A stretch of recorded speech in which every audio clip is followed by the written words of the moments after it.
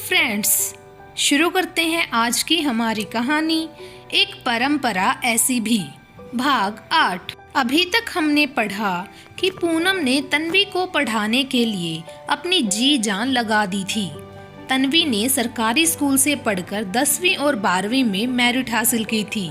अब तन्वी 20 साल की हो गई थी और अपनी सिविल सर्विसेज की तैयारी कर रही थी। एक दिन तन्वी पूनम से पैसे लेने उसके काम वाली जगह जाती है तो पूनम तन्वी को अपने मालिक और मालकिन से मिलवाती है। वहीं पूनम की मालकिन का लड़का विजय जब तन्वी को देखता है तो उसको देखता ही रह जाता है। अब आगे।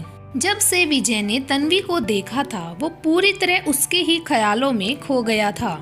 उसे चारों तरफ तन्वी ही दिखाई दे रही थी। पता नहीं तन्वी ने ऐसा कैसा जादू कर दिया था उस पर। इससे पहले भी विजय ने कई सुंदर लड़की देखी थी, लेकिन पहले कभी ऐसा महसूस नहीं किया जैसा तन्वी को देखकर किया था। विजय सारी रात तन्वी के बारे में ही सोचता रहा।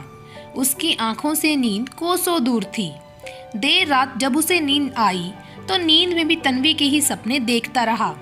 दूसरे दिन सुबह उठकर वो बिना नाश्ता किए ही तैयार होकर घर से बाहर निकल गया और उसने अपनी जानकारी के हिसाब से तन्वी के बारे में सारी जानकारी जुटा ली। उसे पता चल गया कि तन्वी रोज सुबह 9 बजे टैक्सी से कोचिंग के लिए जाती है। 3 बजे तक उसकी कोचिंग चलती है। उसके बाद वो टैक्सी के द्वारा ही घर आती है। ये सुनने के बाद विजय के चेहरे पर मुस्कान आ गई। उसने अपनी घड़ी पर नजर डाली। सुबह के 11 बज रहे थे।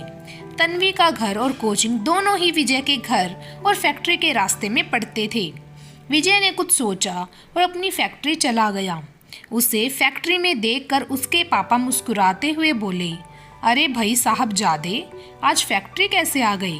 कहीं रास्ता भूल गए क्या? ये सुनकर विजय बोला, अरे नहीं पापा, मैंने सोचा कि अब कभी ना कभी तो मुझे फैक्ट्री संभालनी होगी, इसीलिए अपनी जिम्मेदारी जितनी जल्दी संभाल ले इससे बेहतर और क्या होगा। इसीलिए मैंने सोचा क्यों ना मैं आज ही फैक्ट्री में आकर आपका हाथ बटाऊं, इसीलिए चला आया। ये सुनकर उसके पापा उसकी तरफ हैरानी से देखते हुए बोले, अरे विश्वास नहीं होता कि तुझ में इतना बदलाव अचानक कैसे आ गया। तुम्हें तो फैक्ट्री आने के नाम से ही नफरत थी। ये सुनकर विजय मुस्कुराते हुए बोला, पापा आप भी ना। तब विजय के पापा मुस्कुराते हुए बोले, अरे ये तो बहुत अच्छी बात है कि तुम्हें अपनी जिम्मेदारी का एहसास तो हुआ। ये कहकर वो मुस्कुराते हुए चले गए। विजय ने जैसे तैसे फैक्ट्री में अपना समय निकाला और तन्वी की कोचिंग छूटने से पहले ही कोचिंग के पास पहुंच गया। वो बेसब्री से उसके आने का इंतजार करने लगा।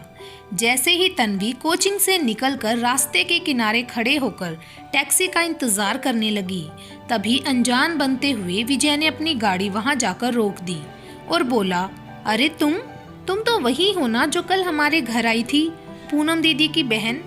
ये सुनकर तन्वी ने धीरे से कहा, हाँ, और विजय को नजरअंदाज करते हुए टैक्सी के लिए इधर उधर देखने लगी। तब विजय बोला, तुम इस कोचिंग में पढ़ती हो? ये सुनकर तन्वी ने धीरे से कहा, हाँ, और फिर विजय को नजरअंदाज करते टैक्सी का इंतजार करने लगी। तब विजय बोला, मैं भी अपने घर की तरफ जा रहा हूँ और तुम्हारा घर रास्ते में ही पड़ता है, चलो मैं तुम्हें छोड़ दूंगा।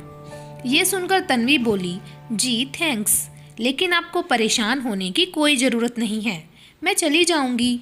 ये सुनकर विजय मुस्कुराते हुए बोला, अरे इसमें परेशान होने की क्या बात है, एक से भले दो।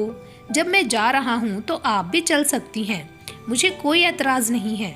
ये सुनकर तन्वी कुछ कहती उससे पहले ही विजय बोला, अरे अब खड़ी क्या है, चलिए।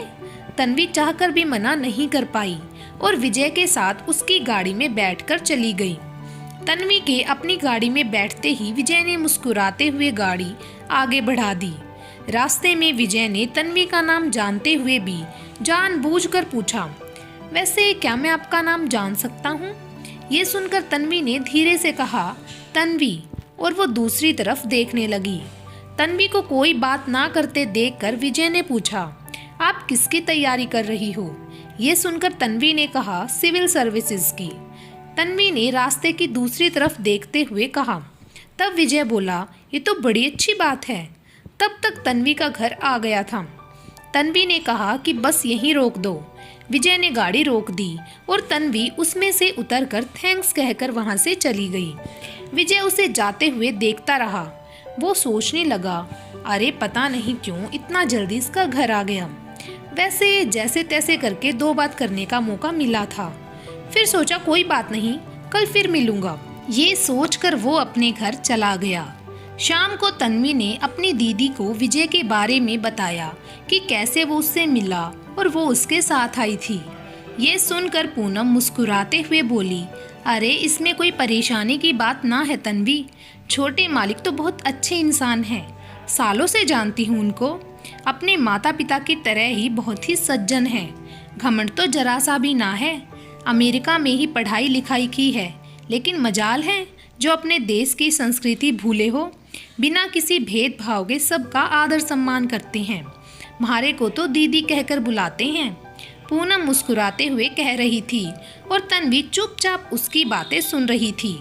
वहीं जब विजय के पापा ने घर आकर खाना खाते वक्त उसकी माँ को बताया कि अरे भाई, अब तो हमारा बेटा भी हमारे साथ हमारे बिजनेस में हाथ बटाएगा।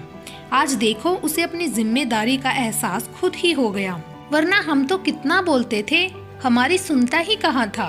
और आज बिना कुछ बोले ही फैक्ट्री चला गया अपना काम संभालने।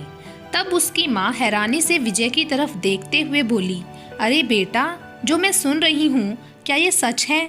मुझे तो विश्वास नहीं होता कि तुम हमारी फैक्ट्री गए थे। अरे मुझे तो लगता है जरूर रास्ता भूल गए होंगे। अजी आप भी कहाँ इतने खुश हो रहे हो? बेचारा कभी फैक्ट्री नहीं गया ना, इसीलिए हो सकता है कहीं जा रहा होगा और भूलकर हमारी फैक्ट्री पहुँच गया। विजय की माँ कहकर हंसी। ये सुनकर विजय बनावट गुस्सा करते हुए बोला, आप भी ना माँ, हर बात को मजाक में लेती हो। अरे कभी ना कभी तो मुझे भी अपनी जिम्मेदारी का एहसास होगा ना। अब मैंने सोच लिया है कि पापा कब तक अकेले ही सारा भार संभालेंगे, क्यों ना मैं भी कुछ करूं। इसीलिए मैं भी आज से पापा के साथ काम में हाथ बटाऊंगा। ये सुनकर विजय की माँ बोली, ये तो बहुत अच्छी बात है कि तुम्हें कम से कम अपनी जिम्मेदारी का एहसास तो हुआ। उसके बाद विजय खाना खाकर वहां से उठकर अपने कमरे में चला गया और उसके माता पिता मुस्कुराते हुए उसे जाता देखते रहे। दूसरे दिन भी विजय तन्वी की कोचिंग जाने के समय से पहले ही उसकी बस्ती के पास पहुंच गया और बेसब्री से उसके आने का इंतजार करने लगा। जब उसे तन्वी अपने घर से आकर रास्ते के किनारे टैक्सी का इंतजार करती दिखी, तब विजय बिना समय गंवाए गाड़ी लेकर उसके पास चला गया और अपनी गाड़ी रोकते हुए बोला, अरे आप कोचिंग जा रही हो? ये सुनकर तन्वी ने कहा, हाँ। तब विजय मुस्कुराते हुए बोला, देखो मैं भी अपने ऑफिस जा रहा हूँ, चलो मैं तुम्हें छोड़ दूंगा। ये सुनकर तन्वी बोली, नहीं, रोज तुम्हें परेशान होने की कोई जरूरत नहीं है। ये सुनकर विजय बोला, अरे इसमें परेशानी की क्या बात है? ये तो सहयोग की बात है ना कि तुम्हारी कोचिंग जाने आने का समय भी वही है जो मेरे फैक्ट्री जाने आने का समय है, तो भला इसमें परेशानी की क्या बात है? जब मैं जाता ही हूँ तो रोज तुम्हें छोड़ दिया करूँगा। ये सुनकर तन्वी बोली, नहीं मैं चली जाऊँगी।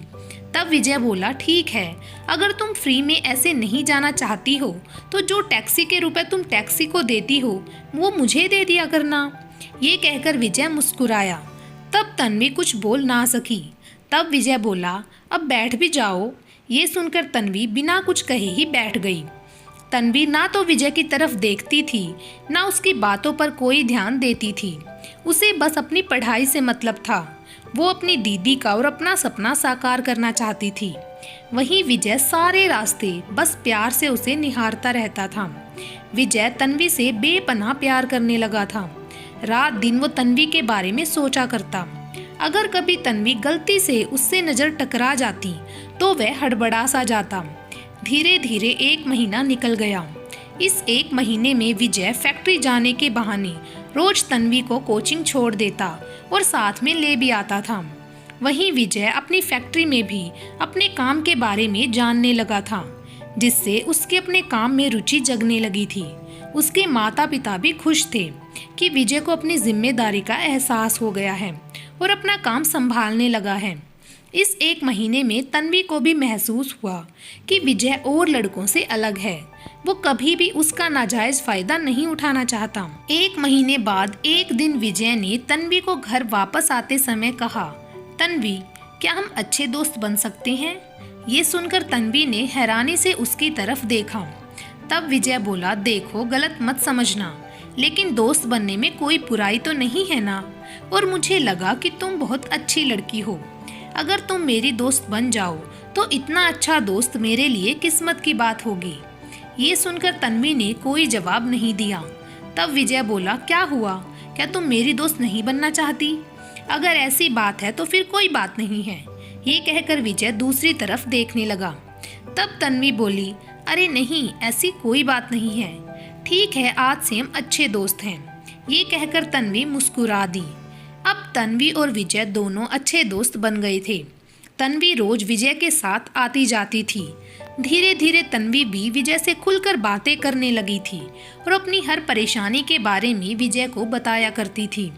धीरे धीरे 6 महीने गुजर गए। अब तन्वी के एग्जाम का टाइम आ गया था। एक दिन कोचिंग से आते वक्त तन्वी उदास थी। उसे उदास देखकर विजय ने उससे उदासी का कारण पूछा। तब तन्वी ने विजय को बताया, विजय, कल मेरी कोचिंग का आखिरी दिन है, फिर मेरी कोचिंग पूरी हो जाएगी। 1 महीने बाद मेरी एग्ज़ाम है। इस 1 महीने में मैंने अब तक जो भी पढ़ा है उसका रिवीजन भी करना है और एग्ज़ाम की अच्छे से तैयारी करनी है। लेकिन क्या करूँ, सारा दिन तो घर पर तो तैयारी हो नहीं सकती, क्योंकि बस्ती में सरकार द्वारा सड़क और नाली निर्माण का काम चल रहा है, जिसकी वजह से बहुत ज़्यादा शोर रहता है। इस वजह से पढ़ाई अच्छे से नहीं हो सकती और अब मेरे लिए एक एक पल भी कीमती है। ये कहकर तन्वी कुछ उदास हो गई। तब विजय बोला, तो तुम लाइब्रेरी ज्वाइन कर लो, उसमें पढ़ाई करना, तुम्हारी पढ़ाई अच्छे से हो जाएगी, तुम्हें कोई डिस्टरबेंस भी नहीं होगी। ये सुनकर तन्वी बोली, तुम्हारी बात तो ठीक है, लेकिन। तब विजय बोला, लेकिन क्या? तब तन्वी बोली, विजय, तुम जानते हो ना, जो मेरे प्री एग्ज़ाम के बाद सरकार द्वारा मेंस एग्ज़ाम की तैयारी के लिए मुझे रुपए मिले थे, वो भी कोचिंग की ज़्यादा फीस होने की वजह से सारे खर्च हो गई। और दीदी को जितने रुपए मिलते हैं उनसे घर का खर्च और अन्य खर्च जैसे तैसे करके चलते हैं। लाइब्रेरी का खर्चा भी ज़्यादा है, कैसे एडजस्ट करेंगे दीदी? ये सुनकर विजय बोला, अरे तो इसमें घबराने की क्या बात है, तुम लाइब्रेरी में अपनी पढ़ाई करो, उसकी फीस की जिम्मेदारी मेरी। ये सुनकर तन्वी बोली, अरे नहीं नहीं विजय, मैं तुमसे पैसे नहीं ले सकती। तब विजय बोला, दोस्त भी कहती हो और मदद लेने में भी इनकार करती हो। अगर एक दोस्त दूसरे दोस्त के काम नहीं आएगा तो फिर एक अच्छे दोस्त होने का फ़ायदा ही क्या? तब तन्वी बोली, लेकिन। तब विजय बोला, बस अब मैं कुछ नहीं सुनना चाहता, अब तुम सिर्फ अपनी पढ़ाई पर फोकस करो, और हाँ, आगे से अगर कुछ भी ज़रूरत हो ना तो बेझिझक कहना। ये सुनकर तन्वी मुस्कुरा दी। उसके बाद तन्वी ने अगले ही दिन, जब उसकी कोचिंग का आखिरी दिन था, तो घर से लौटते समय एक लाइब्रेरी में जाकर अपना एडमिशन ले लिया और अगले ही दिन से सुबह 7 बजे से शाम के 7 बजे तक सारा दिन लाइब्रेरी में जाकर पढ़ने लगी। विजय उसे लाइब्रेरी में छोड़ने जाता और वापस लेने भी जाता था। तन्वी की पढ़ाई भी अच्छे से हो रही थी। तन्वी ने अपना प्री एग्ज़ाम तो पहले ही पास कर लिया था। आज तन्वी का एग्ज़ाम था। सुबह अपनी दीदी से आशीर्वाद लेने के बाद और उसके हाथ से मीठी दही खाने के बाद तन्वी विजय के साथ ही एग्ज़ाम देने गई। पूनम भी भगवान से प्रार्थना कर रही थी कि भगवान आज तन्वी का पेपर अच्छा हो जाए। तन्वी के एग्ज़ाम सेंटर में घुसने के बाद विजय उसके आने तक बाहर उसका इंतज़ार करता रहा। जब तन्वी एग्ज़ाम देकर बाहर निकली तो विजय उसके पास गया और पूछा, कैसा हुआ एग्ज़ाम? ये सुनकर तन्वी बोली, पेपर अच्छा हुआ है। ये कहकर विजय के साथ घर आने के लिए चल दी। तब विजय ने रास्ते में तन्वी से कहा, आज तो तुम्हारी एग्ज़ाम भी हो गई, चलो आज हम कहीं जाकर कॉफ़ी पीते हैं। ये सुनकर तन्वी बोली, नहीं नहीं, वैसे आज थोड़ी थकान सी भी हो रही है, फिर कभी। ये सुनकर विजय ने कहा, जैसे तुम्हारी मर्जी, और दोनों घर आ गए। एग्ज़ाम देने के बाद भी तन्वी ने अपनी पढ़ाई नहीं छोड़ी थी। वो कुछ ना कुछ पढ़ती ही रहती थी। वहीं विजय के कहने पर कभी कभी दोनों बाहर घूमने भी चले जाया करते। कब दोनों का वक्त गुजर जाता उन्हें पता ही नहीं चलता। विजय तो तन्वी के बगैर एक पल भी नहीं रहना चाहता था, लेकिन वो अभी चाहकर भी अपने प्यार का इजहार नहीं कर पा रहा था। उसे डर था कि कहीं उसके इजहार करने से तन्वी नाराज ना हो जाए और उससे हमेशा के लिए रिश्ता तोड़ दे। इसीलिए वो सही वक्त की तलाश में था। अब तन्वी के इस तरह विजय के साथ बाहर आने जाने से बस्ती में भी तन्वी को लेकर उल्टी सीधी बातें होने लगी। जब किरण ने ये बात पूनम को बताई कि लोग तन्वी को लेकर कैसी उल्टी सीधी बातें करते हैं, तब पूनम ने तन्वी से आकर कहा, तन्वी, म्हारे को थारे पर पूरा भरोसा है, लेकिन लोगों का मुंह तो बंद ना कर सके हैं। तन्वी हमारी बहन, छोटे मालिक और म्हारे बीच घना फासला है। हम किसी भी तरह उन लोगों की बराबरी ना कर सके हैं, इसीलिए लोग ज्यादा उल्टी सीधी बातें बनावे तो छोटे मालिक से कम ही मिला कर। ये सुनकर तन्वी बोली, दीदी सा, आप म्हारे पर भरोसा रखो, आपकी बहन आपका सर कभी ना झुकने देगी। हम सिर्फ अच्छे दोस्त हैं और कुछ नहीं। ये सुनकर पूनम मुस्कुराते हुए बोली, म्हारे को तो थारे पर अपने से भी ज्यादा भरोसा है। और सोचने लगी कि हे भगवान, ये सब महज एक दोस्ती हो, उससे बढ़कर आगे कुछ भी ना हो। पूनम सोचने लगी कि हे भगवान, जल्दी से तन्वी अपने पैरों पर खड़ी हो जाए, जिससे कोई अच्छा सा घर बार मिलने पर वो तन्वी का विवाह कर दे, जिससे तन्वी की जिंदगी भी संवर जाए और लोगों का मुंह अपने आप भी बंद हो जाए। धीरे धीरे दिन गुजरने लगे और एक दिन तन्वी का रिजल्ट भी आ गया। तन्वी ने अच्छी रैंक प्राप्त की थी। जब विजय ने ये सुना तो वो दौड़ते हुए तन्वी से मिलने पहुंचा। दोनों ही बहुत खुश थे। पूनम ने जब ये खबर सुनी तो उसकी खुशी का ठिकाना नहीं रहा। वो भगवान से प्रार्थना करने लगी कि जैसे उसने अब तक उसकी और तन्वी की सुनी है, वैसे ही आगे भी सुन ले, जिससे तन्वी अपने पैरों पर खड़ी हो जाए।